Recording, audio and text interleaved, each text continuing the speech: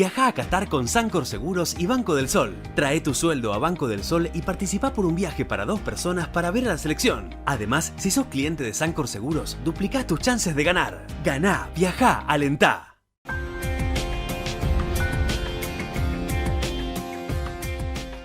¿Qué tal? ¿Cómo le va? Muy, pero muy buenos días. Mercado por Expertos, La City por Dentro TV, Canal Metro y los buenos días primeros para Gustavo Jorge Giralde. Gus, ¿cómo te va? Buen día. ¿Qué haces, Carlos? ¿Cómo te va? Buenos días a todos. Bien, gracias a Dios. Bienvenidos. Así que, bueno, ya sabemos que día de visita. Sí, señor, y una visita muy especial. Hacía mucho tiempo que teníamos ganas de hablar con él, con Juan Negri, que es, entre otras cosas, profesor, analista político, consultor y algunas cosas más.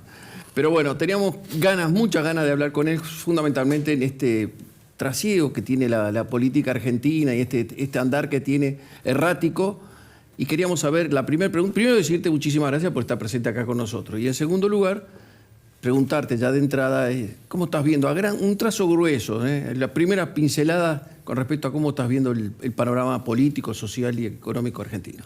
Gracias por la invitación, Gustavo, Carlos. Bueno, no son buenas noticias en el sentido de estamos en un momento en el que políticamente el gobierno está sin iniciativa completamente, un gobierno partido del cual nadie espera nada, ni afuera ni adentro del gobierno, donde la mayor parte de los actores de la sociedad han decidido esperar, es decir, que las soluciones, lo que sea que venga, va a venir en el 2023. Esto es desde los que están al interior del gobierno hasta el Fondo Monetario. Los que están adentro se empiezan también, si pueden irse, se van. Por ejemplo, ministros que prefieren ir a su territorio porque nadie quiere jugar. Hay que defender el feudo. Hay que defender el feudo, pero además nadie le gusta estar en el equipo que pierde, ¿no? Entonces, políticamente, un gobierno, insisto, partido, sin iniciativa, sin propuestas, donde la llegada de Massa, la llegada de todos los ministros que han ido llegando. El último es, bueno, no es el último, pero el último que le dio un empujoncito es Massa, pero que lo que parece pasar es que rápidamente ese efecto positivo de la llegada de los nuevos ministros se disuelve rápidamente. Creó una expectativa, en definitiva. Sí, creó una expectativa como positiva, como para ver si esto mejoraba. Sí, y mejoró, ¿no? La situación en la que estábamos en julio, donde hasta el presidente y la vicepresidenta estaban con miedo, ¿no? Como esto hay que hacerlo de alguna manera. Lo resolvió y creo que el parche es llegar. La economía, Argentina está en un lento deterioro, incapaz de resolver algunos problemas estructurales. Creo que queda claro que este gobierno no lo va a hacer. Y la sociedad está cansada, es una sociedad que está cansada, que está frustrada, que tampoco espera nada del gobierno. El gobierno es relativamente impopular. Y que me parece que tampoco, a diferencia de otros años u otros momentos, tampoco es que espera tanto de la oposición o del 2023, ¿no? Es decir, falta mucho, ¿no? Para la campaña. Después la campaña obviamente empieza a generar algunos movimientos en la sociedad, pero la sociedad también ve el circo de Juntos por el Cambio. Y por circo me refiero a como el espectáculo de los políticos luchando. Ya sin interés, o sea, la sociedad, insisto, ¿no? Frustrada, cansada, esperando el Mundial y después, bueno, veremos qué pasa el año que viene. Ahí teníamos como característica, ya que lo mencionás, la dualidad con respecto a lo que se formó como coaliciones, tanto gobernante como opositora, y que provocaron después sus ruidos internos, y eso creó la posibilidad de una fuerza que tercia en el medio, caso la agrupación de Milei y demás, como alternativa. ¿Vos crees que las personas son más que los partidos políticos? Porque ya ahora es como que las coaliciones son las que están actuando y las personas, a lo mejor, la gente la individualiza un poco más y busca esa alternativa. ¿Qué opinas? Yo creo que en Argentina las identidades políticas son fuertes, sobre todo peronismo, antiperonismo sigue siendo el principal factor ordenador de la política argentina. Dentro de esos espacios muy grandes, yo creo que las personas son más importantes hoy que las estructuras, me da esa impresión, y donde los políticos hacen ese esfuerzo de diferenciarse a partir de su propia marca, ¿no? Entonces, desde Bullrich hasta Manes, hasta Milei, están tratando de generar cierta ebullición a partir de sus propios nombres, ¿no? Es decir, ellos encarnan el cambio, ellas encarnan lo distinto.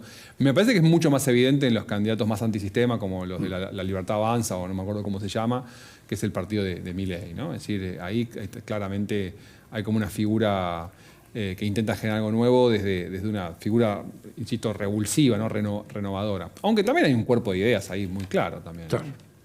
Juan, te consulto a ver qué pensás vos con respecto a esto.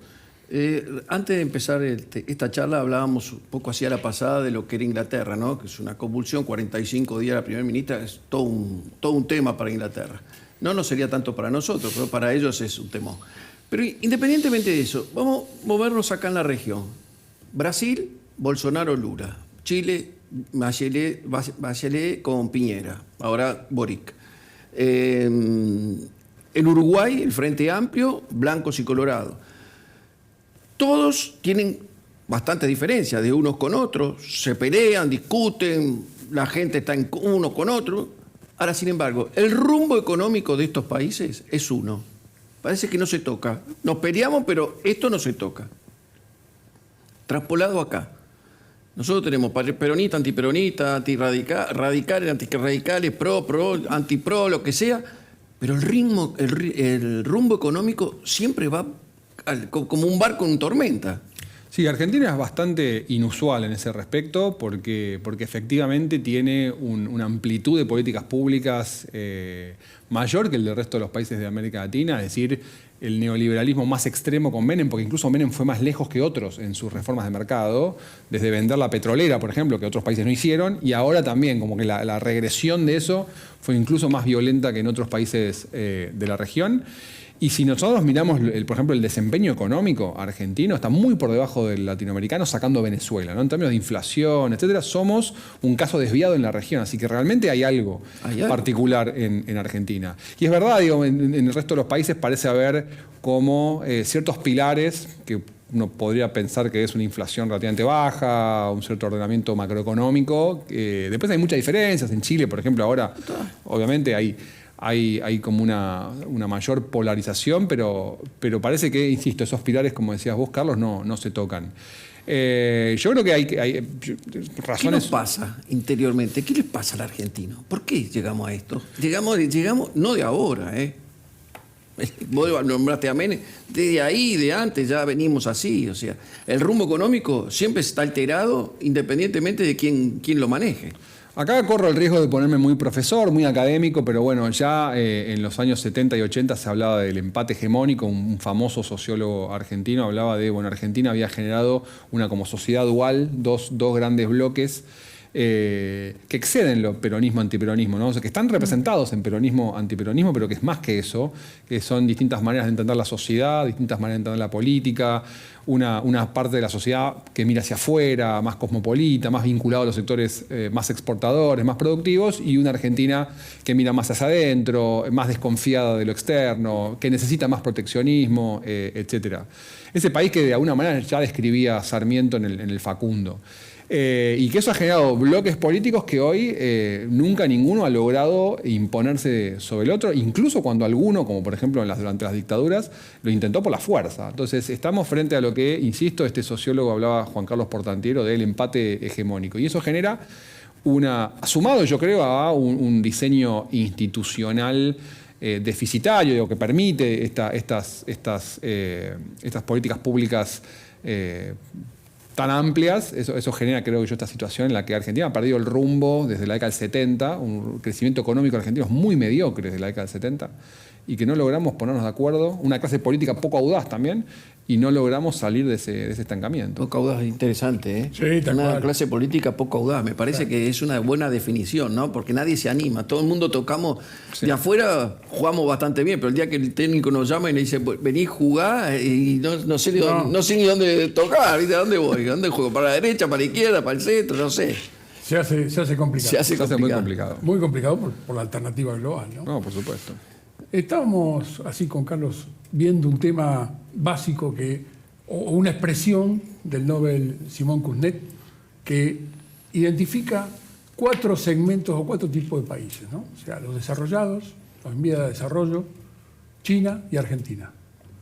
¿Por qué estamos nosotros totalmente aislados de estas características, ¿no? De una segmentación totalmente independiente, de que somos como distintos al resto.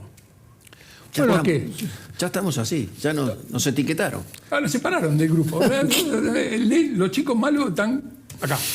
Mi impresión es que Argentina tuvo un periodo de crecimiento extraordinario de los más importantes del mundo en ese momento, que fue a fines del siglo XIX, principio del siglo XX, que en parte está dado porque antes no había nada. Entonces, como antes no había nada, era un desierto, una serie de instituciones que favorecieron la exportación y un contexto mundial, obviamente, que era muy favorable, hicieron que el crecimiento económico fuera exorbitante. Yo creo que en ese sentido Argentina lo que hace en algún momento es como volver a la media, es decir, fue una cosa es como un equipo que un día golea 8-0, digo, es improbable que la fecha que viene vuelvas a ganar por tanto. Entonces, de alguna manera, por un lado hubo una normalización, entonces lo que ocurre en Argentina en un momento es, bueno, ese crecimiento tan grande no lo tenés y lo que ve Kuznets es un periodo de declive. También creo que hay una serie de medidas que se toman en Argentina en los años 40 y 50 que tienen que ver con cerrar la economía, que fortalecieron a unos actores y que a la vez trajeron un crecimiento económico muy, muy mediocre. Y eso es un poco lo que nos cuesta desarmar hoy. Me parece que Argentina lo que tiene es una estructura de actores muy poderosa, propia de una época que ya no existe. Es decir, por ejemplo, un sindicalismo muy fuerte en un contexto donde el mercado formal ya no es lo que era antes, ni en el mundo ni en Argentina, y donde eso, digo, ese lastre que nosotros tenemos, ese legado de, insisto, en Argentina que en algún momento era próspera también con los sindicatos, hoy cada actor, digamos, en un contexto de que estamos cada vez más pobres, nos cuesta alargar nuestros privilegios y Totalmente. lo que hemos ganado. Entonces, eso genera una especie de empate técnico en el que seguimos declinando de hace 45 años. Te saco un poquitito, pero quiero meterme en un tema álgido como es las redes sociales, ¿viste? Fue un adelanto magnífico, todo bárbaro. Ahora, yo creo que se perdió a través de las redes sociales aquello de te llamo por teléfono y hablamos, discutimos. Ahora yo tengo que decirte algo a vos, lo digo por Twitter, no te miro, ni te lo digo en la cara, ni te lo llamo por teléfono, te lo digo por el Twitter. Y vos me contestás a mí por Twitter. Y así estamos, entonces a mi consulta o a tu respuesta se nos suman un montón de gente. Y, en definitiva, la grieta se amplió con las redes sociales. Yo creo que un poco sí, pero en el sentido de... Yo creo que las expresiones más polares, más polarizantes, la intolerancia, algunas cosas que nosotros vemos en redes sociales estuvieron siempre, lo que pasa es que antes no las veíamos. ¿Por qué? Porque la información circulaba por canales muy específicos. Nosotros antes leímos el diario. Hoy podemos elegir dónde nos informamos, es decir, dependíamos mucho más de la selección de noticias y el tono que hacían los diarios que nos llegaban a la casa en formato papel. Hoy podemos leer lo que queremos, es fácil crear un foro o lo que fuere de nuevas voces, entonces hay más lugar, no porque antes tal vez no existía, tal vez antes también existían, pero hay más lugar para expresiones más radicales. Y después se democratizó, las redes sociales lo que hicieron, para bien y para mal, es democratizar el acceso a esa discusión. Entonces antes, hace la generación de mis viejos, bueno, digo, uno tenía la opinión que tenía, pero se la tenía que guardar, digamos, leía el diario, no le gustaba, qué sé yo, pero quedaba ahí. Ahora cualquier hijo de vecino le puede poner un tuit a un político diciendo sos un idiota, etc. Sí. Entonces eso visibilizó, creo yo, una dinámica más intolerante. Y también creo que los políticos se adaptaron, entonces hoy en día, y es un poco lo que decías vos, Carlos, los políticos también buscan ese tipo de impactos. Quieren hacer un mensaje para redes sociales, ¿no? Un mensaje directo, contundente, polémico, controvertido. Todo eso genera una conversación pública muy ruidosa, ¿no? Con mucho grito, con mucho... No sé si antes era... antes tal vez era un poco más ordenado. No sé si era mejor o más ordenado. Hoy hay una conversación pública, yo creo, muy ruidosa en ese sentido, muy de donde cada uno escucha solamente lo que quiere escuchar. Y eso ha generado, en las redes sociales se genera una dinámica muy de eco, ¿no? De cada uno escucha su propia voz. Lo que no tengo tan claro es que toda sociedad, ¿no?, esté en esa dinámica. Creo que también todavía hasta el día de hoy me parece que las redes sociales son una parte nada más de la sociedad. Nosotros, si pensamos, por ejemplo, las elecciones presidenciales en Argentina, Alberto Fernández es un ejemplo, ¿no? Todavía se busca cierta moderación, ¿no? O sea, Macri moderándose en 2015, Cristina eligiendo a Alberto. Y ojalá eso continúe. Interesante. Sí, ya lo creo. Una alternativa, ¿no? Desde el punto de vista de tu análisis político que siempre haces y la gobernabilidad que existe en los países de Latinoamérica. ¿Cómo ves el balotaje en Brasil. Alternativa Qué no tema. menor para nosotros y bueno, obviamente con consecuencias para la economía latinoamericana, ¿no? Sí, por supuesto, para nosotros es muy importante. Brasil es un país muy importante para la Argentina, es nuestro principal socio comercial. Tal vez nosotros no somos tan importantes para ellos, pero sí somos importantes. Y hay como dos planos, ¿no? Hay un plano más estructural, más económico, que tiene que ver con las cadenas cadenas de valor que compartimos, las industrias en las que estamos muy íntimamente ligados, como la automotriz. Y hay un plano, si se quiere, un poco más ideológico, más geopolítico, etc. Está claro que un triunfo de Lula, por ejemplo, al gobierno actual desde lo simbólico le gusta más, ¿no? Un gobierno como el de Alberto Fernández, que se ve parte de esta izquierda latinoamericana, que históricamente buscó una alianza con López Obrador, etc. Yo creo que ahí puede variar la cosa, habrá que ver también qué pasa en Argentina en 2023, pero puede haber mejoras, ¿no? Un triunfo de Lula, me parece que en general para la Argentina es un poco mejor, porque Lula apuesta más a la integración latinoamericana, etc. Hay otro plano que es en este momento los desniveles al interior del Mercosur, la necesidad de reformas del Mercosur, etc. Y eso no depende tanto de quién gane, eso realmente necesita una reforma muy profunda, que va más allá de Bolsonaro, de Lula, que tiene que ver con los 4 socios del Mercosur, en la que el Mercosur ha llegado a un techo, tal como está hecho, está estancado hace 10 años y necesita una serie de reformas del arancel externo común, si vamos a buscar los nuevos socios, si se va a permitir, como quiere Uruguay, poder negociar directamente con Corea o con China o con quien sea. Después la elección está muy cerrada, yo creo que hace un par de meses se hablaba de un triunfo de Lula caminando.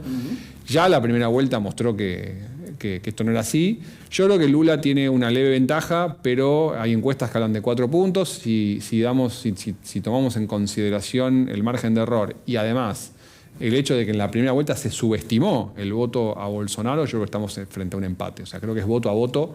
Y en cualquier caso, el que gane, incluso Lula, va a gobernar en una situación de bastante debilidad parlamentaria, ¿no? Bueno, eso sí, y tenés que tener en cuenta la cantidad de gente que no va a ir a votar en la segunda vuelta. Exacto. Cosa que eso equilibra más. A mí no me sorprendería para nada un triunfo de Bolsonaro. No me parece que sea algo improbable para nada. Está muy como una posibilidad. Y creo que también hay un votante que desconfía de Lula, que Bolsonaro no le gusta, pero que desconfía de Lula, que no va a ir a votar, como decías vos, y eso lo favorece claramente a Bolsonaro, ¿no? Claro. Bueno, llegamos al final. Sí. El conteo hoy ya es determinante. Juan, ha sido un gustazo, realmente. Gustavo. Nos vamos a juntar seguramente, no sé si este año, si Dios quiere el año que viene. En algún momento. ¿Sos optimista después del 23? Soy ¿O optimista. para el 23? Soy Independientemente del color, no importa quién gane. Sí, soy optimista. optimistas. Argentina tiene factores que la pueden ayudar mucho, digamos. Bueno, eso es importante. Muchísimas gracias. Gracias a ustedes. Gracias. ¿Nos vamos? Nos vamos. Hasta la semana que viene. Sí, por supuesto. Si Dios quiere, con mucho más la City por dentro. Que tengan una muy, pero muy buena semana. Chao.